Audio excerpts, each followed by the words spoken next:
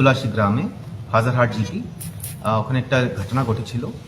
কালকে বিজয় সরকার বলে একজন কমপ্লেন করেছিলেন থানাতে কি কালকে সকালে মোটামুটি অ্যারাউন্ড 10 সাড়ে 10টার মধ্যে একটা স্কাফলিং হয়েছিল বিটুইন ওয়ান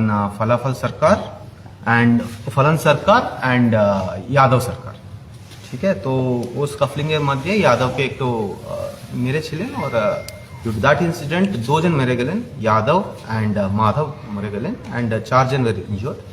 तो वो केसের উপর ব্রিফিং করার জন্য আমি ডাকলাম। তো কেসে কি হয়েছে কি তারপরে after the incident happened we have arrested 3 people। FIR named accused মধ্যে 3 জনকে আমি অ্যারেস্ট করলাম और दो जो मेन अक्यूज्ड আছে in addition to those 3 people ওনাকে আমি শীঘ্রই অ্যারেস্ট করব।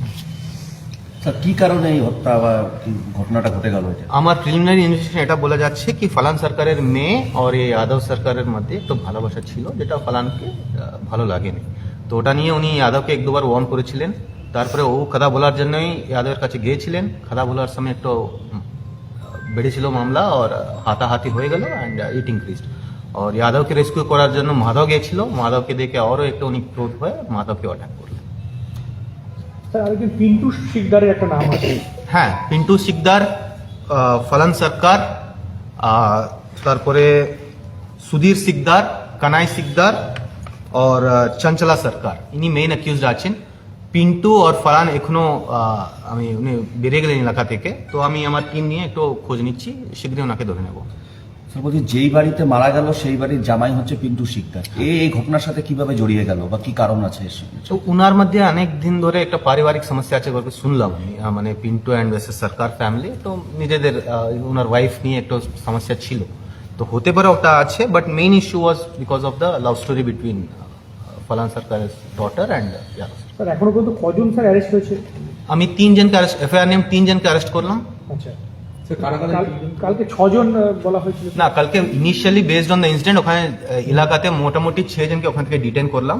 তারপরে based on the FIR complain যিনি এফআইআর নেমড আছে 3 জনকে আমি অ্যারেস্ট করলাম। 3 জন আছে সুধীর শিকদার, কানাই শিকদার और চঞ্চলা সরকার।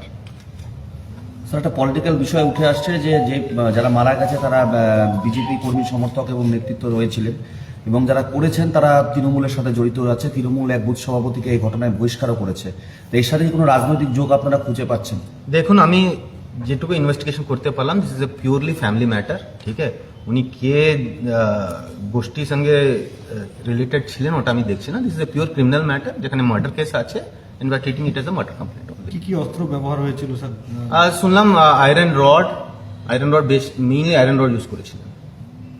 ওই গ্রামে একটা আতঙ্ক আছে, গ্রামের মানুষ কালকে থেকেই অনেকেই গ্রাম ছাড়া বাড়ি ছাড়া রয়েছে। এই পুলিশ পিকেট বসাবেন বা গ্রামে যদি লোকজন ফিরে আসে? কালকে ইনসিডেন্ট হওয়ার ইমিডিয়েটলি আমি ওখানে একটা ক্রিকেট বসিয়ে দিলাম আর কর্ডনেন্স বিল্ডিং মেজার্স করছি। আমার ক্রিকেট ওখানে বসবো আর আমার সিনিয়র অফিসার ওখানে ভিজিট করবেন প্রত্যেকবার and will ensure that the safety is ensure.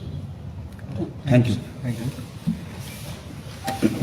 এটার একটা ছবি কি আমরা নিতে পারি? কোনটা এটা? এটা